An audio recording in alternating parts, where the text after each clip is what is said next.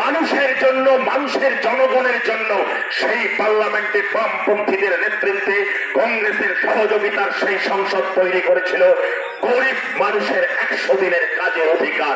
কোন তৃণমূলের নেতার দয়া ভিক্ষা নয়, এটা ছিল আইনি অধিকার। একবার ভাববেন না তৃণমূল কংগ্রেসের ভোট চাইবার কোন নৈতিক অধিকার আছে? তৃণমূল কংগ্রেসকে ভোট দেওয়ার কোন কারণ আছে? গত 13টা বছর ধরে তৃণমূল কংগ্রেস এই রাজ্যের বুকে দাঁড়িয়ে কি করেছে? গত 13 বছর ধরে এই রাজ্যের বুকে তৃণমূল কংগ্রেস যেদিন ক্ষমতায় এসেছে, ক্ষমতায় আসার পর থেকে প্রতিদিন আমরা লক্ষ্য করেছি যে প্রত্যেকটা সরকারি দপ্তরে চুরি চুরি চুরি আর দুর্নীতি। কোন দপ্তরে নেই? শুধুমাত্র কি শিক্ষা দপ্তর? শিক্ষা দপ্তর থেকে শুরু করে বন দপ্তর, এমনকি গরু পাচার, কয়লা পাচার, বালি পাচার থেকে অজস্র কথা আপনারা জানেন। তার সঙ্গে যুক্ত হয়েছে গত 10 বছর ধরে গোটা পশ্চিমবঙ্গ জুড়ে পঞ্চায়েতি ব্যবস্থাটাকে লুট করেছে, 100 দিনের কাজের টাকা লুট করেছে, আবাস যোজনার টাকা লুট করেছে। কিন্তু আপনি ভাববেন না গরিব মানুষের 100 দিনের কাজে অধিকার কেন্দ্রে নিয়ে এসেছে তৃণমূল কংগ্রেস, নিয়ে এসেছে। বছর করে পিছনের দিকে ফিরে যান, যারা আমার কথা শুনছেন, যারা বয়স্ক মানুষ, তাদের অনেকে মনে থাকবে 2004 সাল যখন গোটা ভারতবর্ষ জুড়ে লাল ঝান্ডার বামপন্থীদের 61 জন এমপি ছিল। ডক্টর মনমোহন সিং এর নেতৃত্বে ইউপিএ 1 সরকার তৈরি হয়েছে। যে সরকার একদিকে কংগ্রেস আর উল্টো দিকে বামপন্থীরা একসঙ্গে ঐক্যবদ্ধ হয়ে মিলিয়ে ইউপিএ 1 সরকার চালাচ্ছে।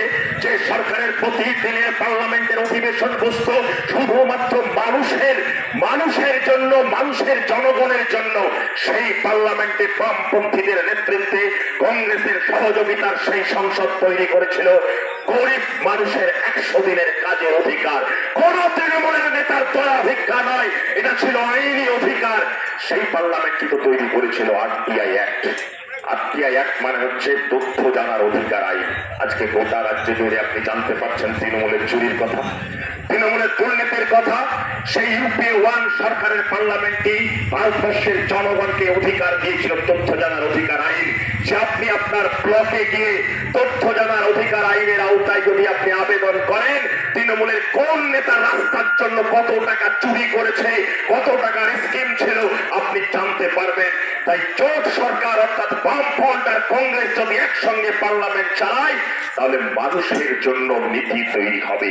আজকে যদি আপনারা আবার দিল্লির বুকে দাঁড়িয়ে আবার পার্লামেন্টে যদি বাম কংগ্রেসের নেতৃত্বে সরকার তৈরি হয়, আমরা অঙ্গীকার করেছি, আমরা ঘোষণা করেছি যে তৃণমূল 100 দিনের কাজের টাকা লুট করেছে, আমরা মানুষের জন্য 100 দিনের কাজকে 200 দিন করব, যেখানে গরিব মানুষ কাজ পাবে, নিজেদের জব কার্ডের মধ্য দিয়ে কাজ পাবে এবং নিজেদের জব কার্ডে সরাসরি টাকা করবে। আর আজকে আপনি দেখবেন পশ্চিমবঙ্গের বুকে দাঁড়িয়ে তৃণমূলের নেতা অভিষেক বন্দ্যোপাধ্যায়, মমতা বন্দ্যোপাধ্যায়, আপনার পাড়া ছাতা নেতা সবাই বলছে যে দিল্লি নাকি 100 দিনের কাজের টাকা আটকে দিয়েছে। আর দিল্লির বিজেপির নেতারা বলছে কি, যে দিল্লির বিজেপির নেতারা বলছে যে তৃণমূল নাকি চুরি করেছে। আরে আমরা তো বলছি, আমরা বাম, আমরা কংগ্রেস বলছি যে গোটা পশ্চিমবঙ্গ জুড়ে তৃণমূল পরিচালিত পঞ্চায়েতগুলোতে 100 দিনের কাজের টাকা গত 10 বছর ধরে লুট হয়েছে। সেই লুটের টাকায় তৃণমূলের নেতারা গাড়ি বাড়ি করেছে, আপনার এলাকায় কালো গাড়িগুলো সেই টাকায় চড়ে যাচ্ছে। কিন্তু দিল্লির গ্রামোন্নয়ন মন্ত্রক যারা পরিচালিত করে বিজেপি, এই পশ্চিমবঙ্গের বুকে তারা সার্ভে করে কোন একটা পঞ্চায়েতের মেম্বারকে চুরির দায়ে গ্রেফতার করেনি। আসলে ওরা চাইছে কি, যে গরিব মানুষের অধিকারটাকে কেড়ে নিক বিজেপি, আর তৃণমূল চাইছে টাকা আসুক, আবার লুট হবে।